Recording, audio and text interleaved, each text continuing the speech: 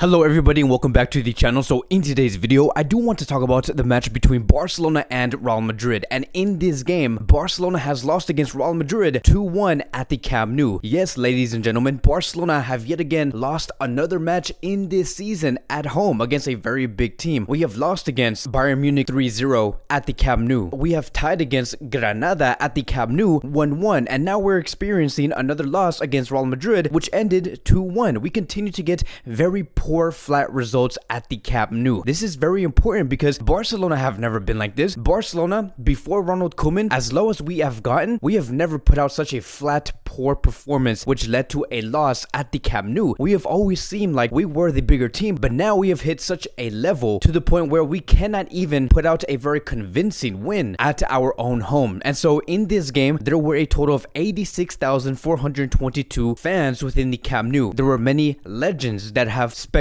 in this game. They did visit the Camp Nou, which was Deco, Ronaldinho, Puyol, Luis Enrique, Dani Alves. Many legends were here, former players and former coaches. But nonetheless, let's go into the lineup, because the way that we are going to be structuring this video is we are going to be talking about the lineup, the first half, and then the second half, and then give my overall conclusion of this game. But before we go into that topic, I do want to talk about the OneFootball app. The OneFootball app is considered as the best football app you could find within the App Store when it does come to the latest player news, team stats, player stats, any tournament that you do want to follow. It is all compact within the OneFootball app. And for those of you guys who are in the UK, you guys would also be able to see La Liga highlights if you guys are following either FC Barcelona, Real Madrid, Atletico Madrid, Valencia, Real Sociedad. If you guys are in the UK, you would be able to see those teams' highlights. And again, all of this is going to be compact within the OneFootball app. The link is going to be down in the description box down below. By clicking that link, you guys would also be able to support this YouTube channel. But now let's get back into the video. But starting with the lineup. Again, this was a very expected lineup. I have no complaints. The fact that we saw Sergio Dest play on the right wing area, it is because there was no Dembele and Ronald Koeman does not count on a player like Youssef Demir. As for our center back duo between Gerard Piqué and Eric Garcia, we saw these two players because Araujo is currently out, which left us with no other choice but to use Piqué and Eric Garcia. As for Gavi, Gavi is also there because Pedri is simply out injured. So it was a very sensible lineup. Now here's the thing, right? Going into the first half, Barcelona actually played very well, much better than we expected, because Barcelona played very high, they pressed, they wanted the ball, the mid and attacking line were very focused on trying to retain the ball, have possession, do something with the ball, because they gave Real Madrid no room to actually work on the field within those first 15 to 20 minutes. And just to give you guys a better imagery, to show you guys exactly what this looks like, we can see just how high Barcelona actually was if you were to compare them to Real Madrid. Barcelona really wanted the ball, they pressed high. This is something that we have not seen coming from Koeman's Barcelona in a very long time. So the fact that we did not see Barcelona sit back and try to defend their way until the 45th minute or the 90th minute, it was a huge thing to see. But here's the thing, Barcelona were losing 1-0 coming out of these 45 minutes. It did seem like Barcelona should have scored a goal. It did seem like Real Madrid should be losing within the first half, but we came out the first half losing 1-0. Now why is that the case? Why did Barcelona struggle so much? So if we do go into a deeper dive on why Barcelona were struggling to find a goal, it is because of three total reasons. Point number one, the Mingueza and Vinicius battle. The fact that Vinicius took down Mingueza so many times, the fact that Vinicius looked way too quick on his feet for Mingueza to handle, that is one of the main reasons on why Barcelona really had to track back a lot and defend. It is just because Mingueza was simply incapable to handle a player like Vinicius. Vinicius outclassed Mingueza on Barcelona's right flank. And I just do have a feeling that Mingueza was very nervous within this game, and many of us were actually surprised that Mingueza was getting manslaughtered on the right flank, because we saw Mingueza many times throughout this whole year of 2021 that he is a player that can take on very fast players. He is not afraid of any opposition, but in this game, maybe it is because of the atmosphere, because of what's at stake, because it's a CLASICO, Mingueza just went into his cocoon. And then moving on to point number two, the fact that Barcelona had possession, it basically meant nothing, because Barcelona, every time they retained possession, every time they pressed high, they took the ball away from Real Madrid, they did not know what to do next. And I'm going to really just make this come down to Ronald Koeman, like giving Ronald Koeman the fault for Barcelona on not being able to find the answers, on making Barcelona look so flat, because it is his responsibility for these players to understand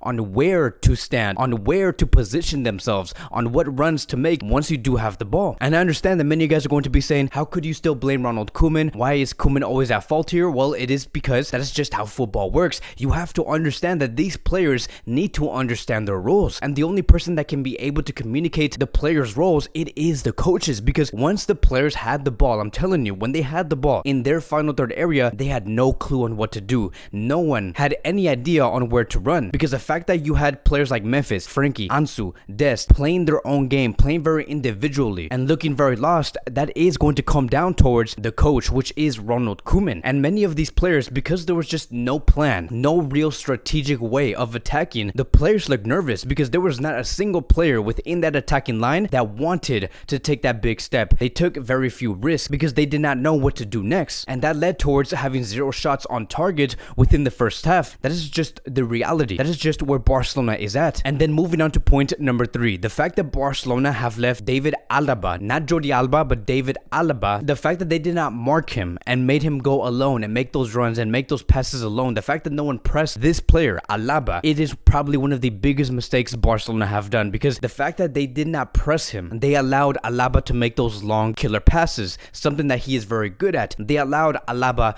to go up and have that numerical advantage within the midfield, because Alaba can do all of those things. We have to remember that Alaba can play as a central defensive midfielder, and so if you allow Alaba to make those passes and you do not press him, you do not want to take the ball away from him, he's going to hurt you, and he's going to be making those runs if he even wants to. And the fact that Alaba has been so unmarked within the first half, that is what led towards Real Madrid scoring their first goal, because Barcelona for some reason simply just did not expect Alaba to cause that type of damage. And so David Alaba read the game very well. They were saying, okay, if Barcelona is going to be pressing high, they're going to be leaving spaces behind them, why don't I just go run up myself, take on the spaces that they are leaving behind, and potentially make myself a goal scoring opportunity? And that is, again, exactly what we saw within the first half. David Alaba had all the space in the world to run all the way up the pitch and receive the ball. But now let's head towards the second half, because in the second half, I'm going to have to admit, Barcelona were holding their stance very strong. They were still very well aware that Real Madrid can cause danger. They knew exactly what Real Madrid were trying to do within the second half, which was to attack those open spaces that they were leaving behind, so they were much more alarmed. Barcelona were also a team that showed that we're still going to be pressing high, we're still going to be wanting to have the ball, we're not going to be sitting back. This is a game for us to actually win, and we have to win and achieve the 3 points. And so I was very surprised with Barcelona's attitude within the second half, and so because of that, Real Madrid saw less big opportunities. And one of the main reasons on why Barcelona contained Real Madrid better in the second half compared to the first half, well, it is because they have made a substitution. Coutinho came in for Mingueza. That would mean that Sergio Dest would switch with Coutinho. Dest would play as a right back and Coutinho would play as a right winger. And I just have a feeling that the only reason why that move happened, it is because Ronald Koeman wanted someone that could tap in with Vinicius,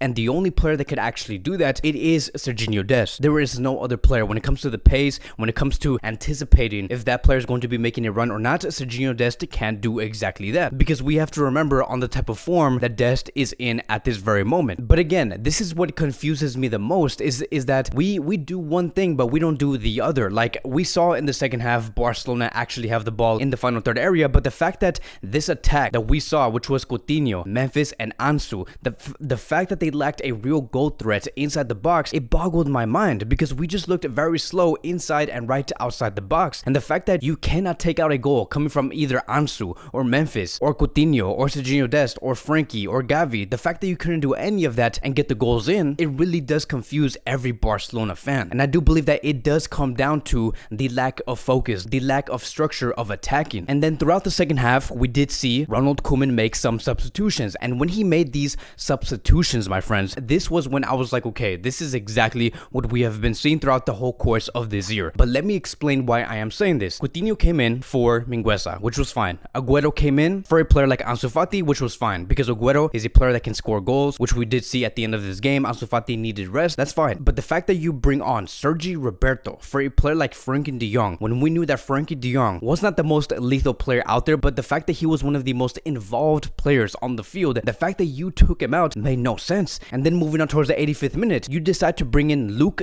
de Jong, right? A striker that has not been working all season. And the fact that you put him in a match against Real Madrid and you place him for a player like Gavi, where we saw Gavi dispossess Mendy many times, which was very important within this game, right? Gavi was also finding those balls, making those through passes right outside the box. The fact that you took out that player for a player like Luke de Jong, many of us were asking, what are you doing? Why would you do this? Why would you make these substitutions at this time? And I know exactly why. Like, I know exactly why Luke de Jong came in for Gavi. That is because of one thing. That is because Barcelona were officially going to be looking for crosses within the second half. And you know what this move was really telling me? You know what this move actually told the world on what Ronald Koeman was thinking? It was Ronald Koeman throwing in the towel very early before the match even finished, because he was simply just saying, okay, if our attacking plan is not going to work, which was Coutinho, Ansu, Memphis, and Agüero, because none of these players could actually score on the field, let me just throw in Luke de Jong and try to place in all the crosses in the world that we could do within the next 10 to 15 minutes into the box. Let's just do that, because whatever was happening within the past 70 minutes